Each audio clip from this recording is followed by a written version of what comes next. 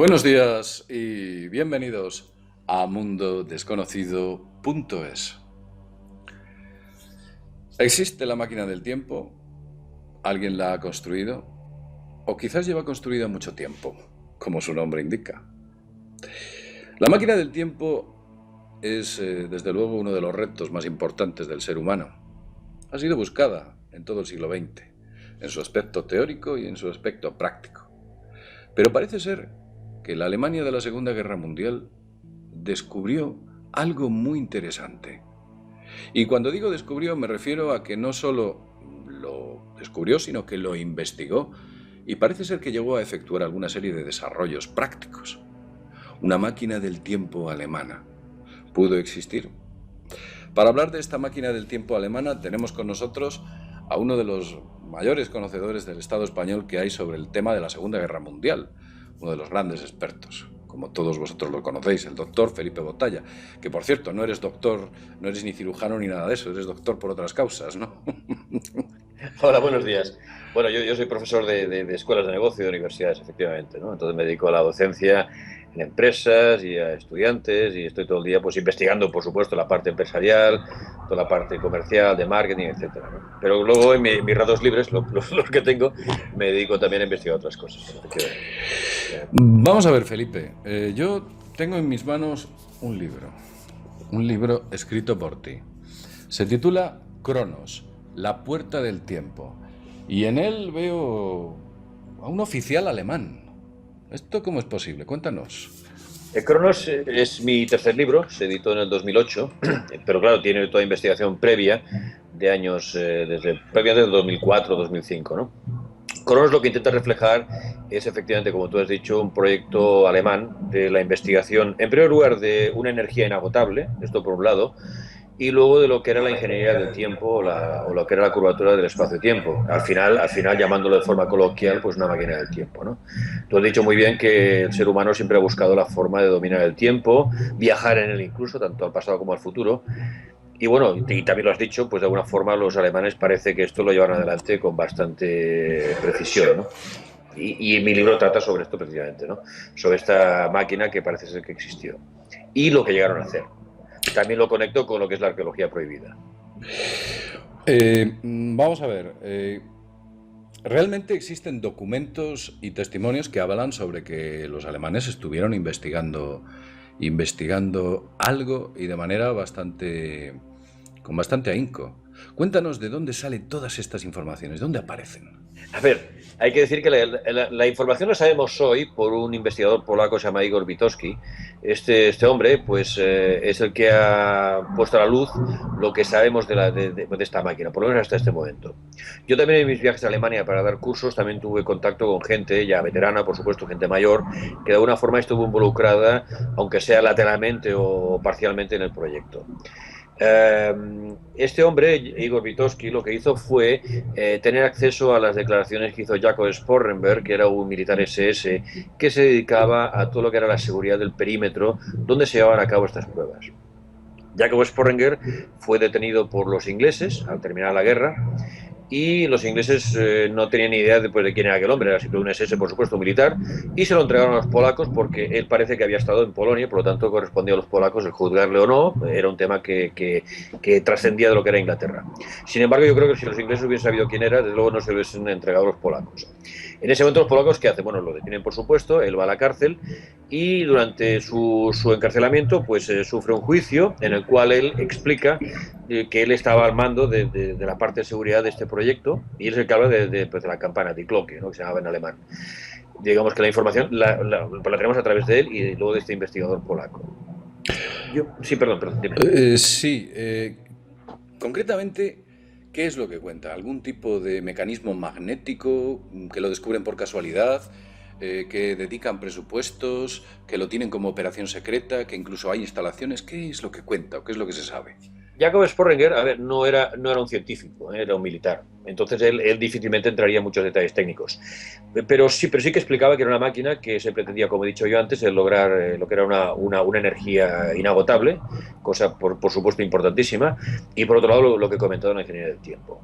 De todas formas, cuando analizas el proyecto, claro, a partir de la información que da Jacob Sporringer, se pone en marcha muchos investigadores y mucha gente, entre ellos yo también, dando vueltas a lo que era la posible información, digamos, disponible sobre este asunto. Lo que queda claro es que cuando analizas el tema, te das cuenta que ya en el año 42 existe un proyecto militar que se llama Tor. Tor en alemán es puerta.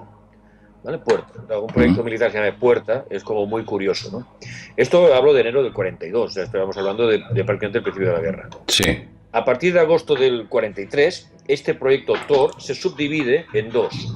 Uno se llama Cronos, que como sabemos es el dios del tiempo, y Landenträger.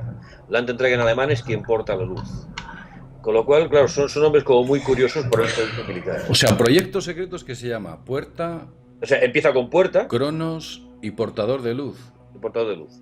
Bueno, yo creo que claro. Si es una pelota redondo y bota, o sea, si es redondo de goma y bota, es una pelota. Por supuesto. Entonces, evidentemente, esta gente estaba investigando algún tipo de distorsión del tiempo, máquina capaz de producir esa distorsión. Por supuesto. Además, piensa que estaban involucrados los científicos de primer nivel. Te puedo decir, por ejemplo, el doctor Hermann Oberth, que era un técnico en cohetes y en lo que es viaje espacial. Estaba el doctor Kurt de Busch, que era un experto en alta descarga eléctrica, suministro eléctrico de alto volumen. También estaba la doctora Elisabeth Adler, que es una doctora de la que no sabe demasiado, una matemática de la Universidad de Heidelberg. Y luego el doctor Walter Gerlach, que como sabéis era un especialista en polarización, gravedad magnética, transmutación de elementos y plasma de mercurio. O sea, física exótica, pero en toda la regla. Totalmente exótica. Este Gerlach, además tiene un alumno que también estuvo involucrado en el asunto, un alumno muy brillante, que era Odd Christoph Hilgenberg. Este hombre en el año 31 ya escribió un libro que sea sobre gravitación, vértices y ondas en un medio en rotación. Me gusta centrar mucho el tema de la rotación porque es importante en el proyecto de la campana de rotación, ¿no? A todo esto, además, estuvieron involucrados tres grandes entidades en el proyecto de la campana. Una fue la FEP, en sus siglas en alemán, que quiere decir la Oficina de Patentes y Desarrollos. La AEG, que es la famosa marca de electrodomésticos, es posible que tengamos una nevera AEG, pero en aquel momento era una empresa que estaba especializada, por supuesto, en aparatos, pero sobre todo en la investigación de alto voltaje y alta frecuencia. Y finalmente la HWA, que en su término alemán era la Oficina Militar de Armamento. Claro, con lo cual, si tú vas cogiendo todas estas piezas, hay un momento que dices, bueno, aquí está sucediendo algo como muy extraño, ¿no? Están investigando algo rarísimo, por poco. Además, también decirte que este desarrollo Cronos y la entrega llevaba el epígrafe de decisivo para la guerra. O sea, cuando un proyecto alemán llevaba ese epígrafe, quiere decir que lo que fuese, pero aquello tenía que ser desarrollado por narices, porque era decisivo para la guerra. Por lo tanto, si queremos la victoria, esto tiene que ser desarrollado. Muy pocos proyectos alemanes llevaban este epígrafe, muy pocos. Y la campana lo llevaba. Quiero decir que evidentemente ellos estaban buscando algo que iba a ser algo revolucionario, exótico, como tú decías, y que rompería pues muchísimos, yo diría, parámetros en aquel momento de investigación, ¿no? Vamos a ver, una máquina del tiempo permitiría conocer los movimientos del enemigo antes de que estos se produjesen, entre otras muchas cosas. Por supuesto. Claro, tú puedes ir, teóricamente, claro, a cualquier lugar del tiempo, vamos a decir así, y puedes cambiar algo. El problema del tiempo es que es la paradoja pues, del abuelo y del asesino del abuelo, ¿no? De que yo quiero matar a mi abuelo, ¿no? Si mato a mi abuelo yo no existo. Entonces hay paradojas, ¿no? En el tiempo. Y además, si eres el primero en descubrir esa máquina, posiblemente evites que exista un segundo ya. Claro, tú puedes llegar a saber que puede haber otro en el futuro que desarrolle algo similar, por lo tanto ya lo eliminas previamente. Sí, a ver, el juego es inmenso, Lo que pasa es que cuando tú trabajas el tiempo, y hasta donde he podido investigar, no soy físico, por lo tanto, a ver, decir todo esto de una forma totalmente espontánea, pero el tiempo parece ser, por las personas con las que yo he hablado, es como una especie, a ver, es algo en movimiento. El tiempo muchos dicen que no existe, sino que es una percepción que tenemos nosotros, pero son como puertas, ¿no? Entonces tú, según qué puerta te metes, y quizás de ahí viene la palabra puerta, el proyecto Tor, puerta, ¿no? Porque claro, depende de qué puerta te metes, tú te metes en un pasado o en otro, o tu futuro es uno u otro. O sea, hay cosas como muy curiosas, ¿no? Entonces te puedes equivocar de puerta y vas a un futuro que no es el que tú, digamos, vas a conocer realmente. O sea, hay cosas realmente interesantísimas, ¿no? Y es un poco con lo que yo juego en el libro también, ¿no? en estas paradojas temporales. Pero en realidad la máquina del tiempo es una derivación de la famosa Die Glocke, o la Die Glocke nace a raíz de la máquina del tiempo que tenían en mente. Sí, Die Glocke, digamos, es la plasmación física de aquello que están investigando. Entonces, efectivamente, como indica su nombre, tiene forma de campana. Es una máquina de unos 3 metros de altura por 2 metros de diámetro en su parte baja más ancha, digamos, y efectivamente tú la ves y puedes recordar una campana, digamos, aquel modelo que se hizo en aquel momento, ¿no? ¿Cómo trabajaba esta máquina? Pues iba sobre un pedestal muy, muy fuerte, muy potente, metálico. Llevaba 2 cilindros de 1 metro de diámetro aproximadamente, que uno sobre otro, sobre un eje muy, muy rígido, y que giraban en sentido inverso cada uno, a altísima velocidad. Todo esto, además, añadían un componente que aún hoy se discute qué podía ser, pero que era el Cerium 525, que era un mercurio muy puro, de altísima pureza, prácticamente del 100%, que esto es muy extraño, ¿no? El mercurio. Pero trabajaba sobre sí, el Cerium 525. Esta máquina se colocaba en una cámara, muchas veces subterránea, que podía ser una cámara o bien una especie de piscina, vamos a llamar, sin agua, ¿no? Rodeada de una especie de gresite, de unos mosaicos, de cerámica, y con una base de goma gruesa, ¿eh? La máquina, cuando se ponía en marcha, pues emitía un sonido similar a una especie de avispero o un enjambre, ¿no? Era un zumbido, ¿no? Como muy fuerte, muy, muy potente. Todo esto piensa con unos cables de alta tensión enormes, porque además incluso tenía una central eléctrica propia para poder suministrar la cantidad de energía que esta máquina requería en su funcionamiento.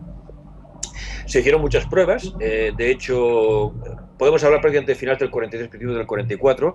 La máquina se pone en marcha de una forma muy rudimentaria, provoca accidentes, de hecho mueren de 7, 8 científicos que trabajan en el proyecto, 5 mueren por las radiaciones, terrible.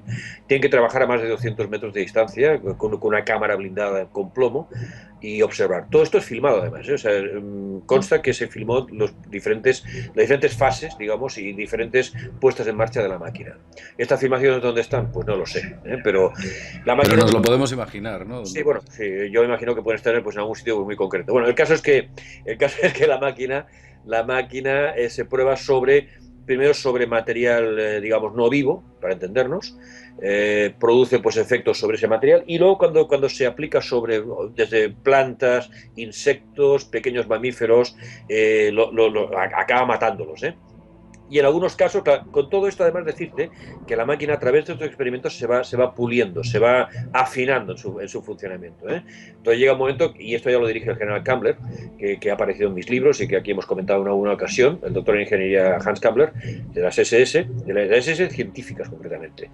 Es el que pone en marcha todo este proyecto, ya de una forma potente. Era el comandante de todas las operaciones secretas, además. Sí, él cuando se produce el atentado a Hitler el 20 de julio en la guarida del Lobo, todos los proyectos secretos, ultra secretos, pasan a manos del general Kammler, ¿eh? Y este hombre le da un impulso en meses, hasta que acaba la guerra, que si este hombre hubiese estado a partir del año 38 al mando de todo esto, yo no sé dónde hubiese llegado a Alemania, ¿no? Porque además era un tío muy, muy moderno en su forma de investigar. Él ya trabajaba lo que los americanos lo llaman el out of the box, o sea, él pensaba fuera de la caja. O sea, yo me olvido de todo lo investigado hasta ahora e inicio una nueva forma de investigación. También decirte que era un hombre muy pragmático, es decir, entre sus investigadores había gente de todo tipo. Él no buscaba entre sus investigadores gente pues adherida al movimiento socialista nacional o no, en absoluto. O sea, usted es válido en esta ciencia, usted me interesa, ¿no? Por lo tanto, él en esto no se paraba en temas, digamos, de políticos o de ideas, en absoluto. Por lo tanto, él llegó a hacer lo que se llama el Kammler Stab, que era una especie de oficina Kammler, totalmente secreta. De hecho, los agentes aliados jamás descubrieron que existió esto. Hasta pasar la guerra, claro. Entonces, claro. Una serie de círculos de protección que impedían que cualquiera pudiese llegar. Y además, la gente que trabajaba, como los científicos que he citado antes, trabajaban de forma compartimentalizada. Es decir, yo estoy trabajando sobre un proyecto, pero no sé este proyecto dónde va al final. Es decir, que no puedo ver al final de qué se trata, sino yo trabajo una parte, por decirlo así. O sea, estaba compartimentalizada la información de tal modo que el global de la misma solamente era accesible a unos pocos. A unos muy pocos que estaban arriba de todo con Kammler. Entonces estos grandes científicos trabajaban pues sus áreas concretas, se les daba vamos a decirle, unas instrucciones sobre qué se estaba buscando, y a partir de aquí ellos trabajaban sobre lo que ellos sabían, ¿eh? Y eso luego lo encajaba Kammler y su equipo directamente hasta que formaban el todo, ¿no? Por decirlo así. Sí, sí, era una forma de trabajar muy curiosa.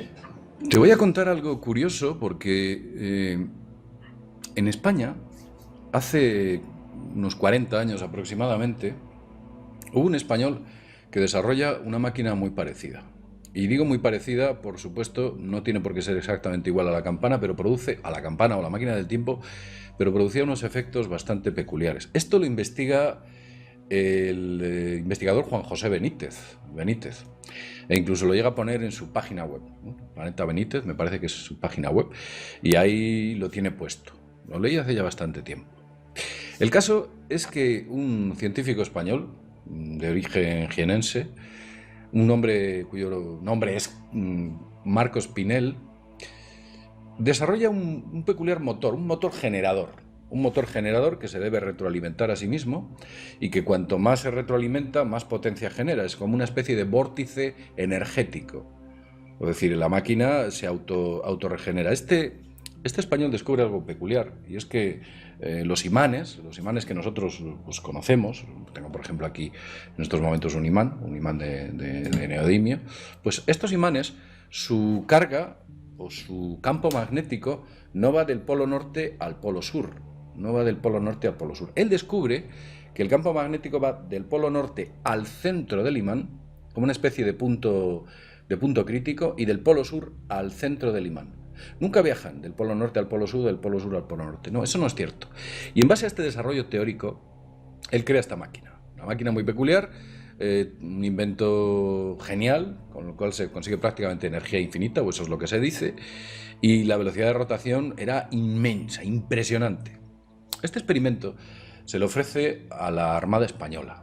Él se lo ofrece a la Armada Española, incluso llega a escribir al rey, que ya por entonces era una época de la transición, y el rey era el jefe de Estado. Bueno, cuando la Armada Española se hace eco del aparato, deciden meterlo en una especie de laboratorio de ensayos. Meten un laboratorio de ensayos y científicos de defensa, bueno, pues están investigando este peculiar motor generador, concretamente se llamaba generador magnético de fuerza, GM. Lo ponen a funcionar y Marcos Pinel les advierte de que no le entreguen demasiado amperaje a la máquina, porque en un momento concreto esa máquina puede producir efectos negativos en el propio ser humano. Bueno, el caso es que en aquel laboratorio lo empiezan a probar, le empiezan a meter amperios, potencia, intensidad, y la máquina gira a una velocidad increíble. Llega un momento que prácticamente es imposible medir la cantidad de revoluciones por segundo que entregaba aquella máquina, y cuentan, según algunos testimonios, que en un momento concreto se puede ver como la cara de los científicos y todo el entorno que había cerca de aquel motor se empieza a distorsionar, se empieza como a mover, hay como una especie de cambio y se produce como una especie de reducción de la luz del entorno, como que la máquina estuviese absorbiendo la luz a la velocidad tan grande a la que giraba y estuviese creando ese tipo de efecto. Incluso hay en algún sitio afirman de que llegó a desaparecer alguno de los científicos que estaban probando aquel invento. En un momento concreto, cuando ya ven que se le está yendo de las manos, uno de los que estaban allí haciendo las pruebas le da un golpe a una seta de seguridad, y esa seta activaba unos enormes servos, unas enormes zapatas de freno que agarran la máquina como pueden y la consiguen a duras penas detener. El caso es que bueno, yo creo que más que curioso es interesante, porque recordemos que Marcos Pinel fue propuesto en 1980 al Premio Nobel de Física, este señor, con lo cual algo hay. No estamos hablando de alguien que deportivamente se pone a coger imanes y a hacer pruebas, no.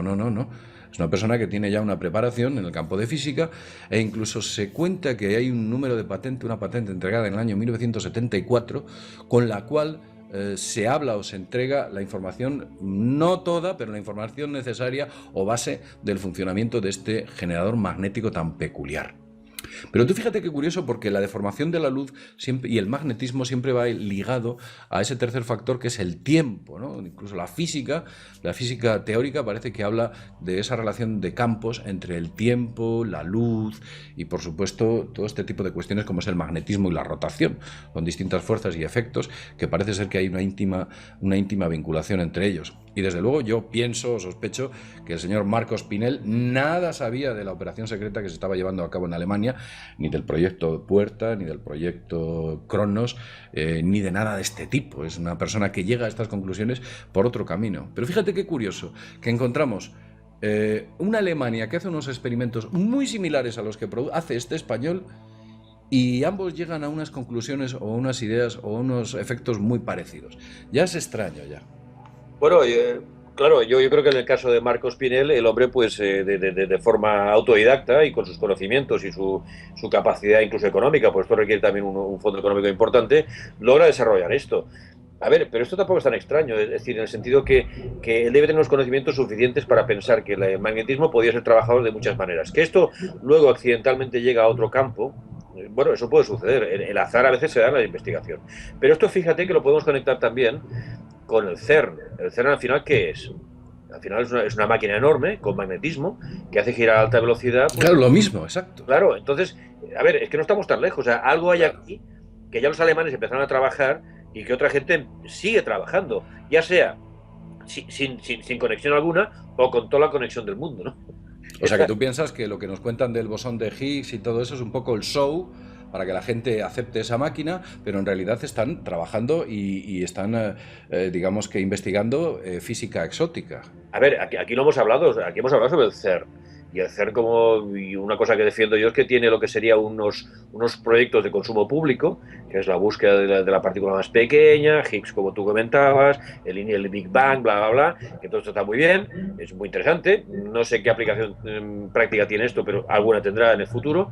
Pero luego hay una parte que no te cuentan, por supuesto, que la máquina... A ver, pensemos una cosa, la máquina viene del año 52, o sea, este proyecto es del año 52. Que es curioso, ¿eh? Y esto en alguna de mis conferencias lo he comentado, que ¿qué científicos había en el año 52 en Europa? Salvo los alemanes, yo dudo que hubiesen científicos franceses, pues alguno habría, evidentemente, ¿no? En inglés era alguno, pero básicamente eran alemanes. Básicamente eran alemanes, Lo que hace el CERN es la continuación de lo que es la campana, o el proyecto de campana, o llámale, pues, no sé, los principios de la campana aplicados a lo grande, ¿no? A lo grande y con medios, por supuesto, por supuesto. Y piensa que el CERN lo conocemos hace 10 años prácticamente, pero es que lleva muchos años en marcha. O sea, de una forma tan pública, yo, o al menos yo en mi caso, lo conozco hace escasamente 10 años, 12 quizás. O sea, ¿quieres decir que hay una física de Walt Disney que nos entregan a todo el mundo y luego existe una física de altos vuelos que esa la tienen guardada porque es la que les permite la ventaja sobre algo? Sí, es lo que te digo, hay una física de consumo público que es accesible, que no hay ningún problema, que te la explican, que tiene una base, que sí, hombre, que no digo que sea mentira, pero bueno, no es la física que ellos trabajan. Pero esto lo hemos hablado más de una vez. Esto también, lo que aprenden los psicólogos y los psiquiatras en la universidad no tiene nada que ver con los psiquiatras y psicólogos que tiene los grandes gerifaltes, lo que dirigen de verdad. Eso saben entrar en el cerebro humano de una forma que no tenemos ni la más remota idea. Bueno, pues esto aplícalo en el campo que quieras, JL, es así. Entonces, en este caso, ellos, el CERN y cualquier tipo de acelerador de este tipo, sí, de alguna forma es hijo, nieto o familiar de esa campana. Claro, en realidad estamos hablando siempre de lo mismo. Efecto magnético, giro, la velocidad. Y por supuesto, sí, es lo mismo, es lo mismo. Si ves el diagrama, verás que hay unos grandes imanes ubicados a cierta distancia en ese círculo que van captando, digamos, tal como va la partícula pasando a alta velocidad, ¿no? O sea que hay una medición magnética de velocidad.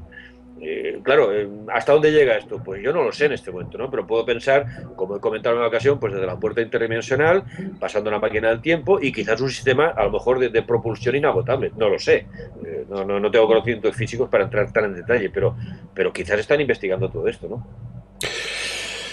Bueno, Felipe, llevamos un buen tiempo hablando de este tema. La verdad es que es fascinante porque si estamos hablando de que eso se produjo hace 70 años, en 1945, 1946, más o menos, si hubieran seguido la línea de investigación, ¿en qué punto estarían ahora? Ni siquiera nos podemos imaginar a dónde pueden estar. No tenemos capacidad de imaginación. Felipe, nada, oye, agradecerte este fantástico libro donde hablas de esos datos, de dónde viene todo esto, que no es ciencia ficción, que está ahí, que forma parte de la historia y que esa parte de la historia alguien la ha cogido y ha dicho, vamos a tirarla a algún lado o a guardarla en otro. Porque quizás algún día tú y yo deberíamos hablar de esos miles de toneladas de secretos de los que he leído un artículo tuyo fantástico y en él te explayas contando cosas que incluso yo mismo no conocía. Sí, adelante. No, pero ese artículo te lo debo a ti, porque de alguna forma tú fuiste la persona que levantaste la liebre, ¿no? De alguna manera. Yo lo que hice fue seguir tus pasos, quizás indagar algo más, pero yo creo que el mérito es tuyo, por supuesto, ¿no? Bueno, yo brevemente hice unos esbozos de lo que pudo haber allí, pero tú escribiste un largo artículo que está en tu página web donde desarrollas todo lo que hay ahí y sería interesante compartirlo con todo el mundo. Es que de hecho leí el artículo de Harper's, de revista Harper, y, sí. Y, pues como lo que se publicó, y bueno, pues pude tener acceso a algo más de información, efectivamente. Así es. Felipe, pues nada más. Agradecerte que estés aquí y nada, como siempre decimos, desde mundodesconocido.es, nos vemos en el próximo videoprograma. Hasta pronto. Así es.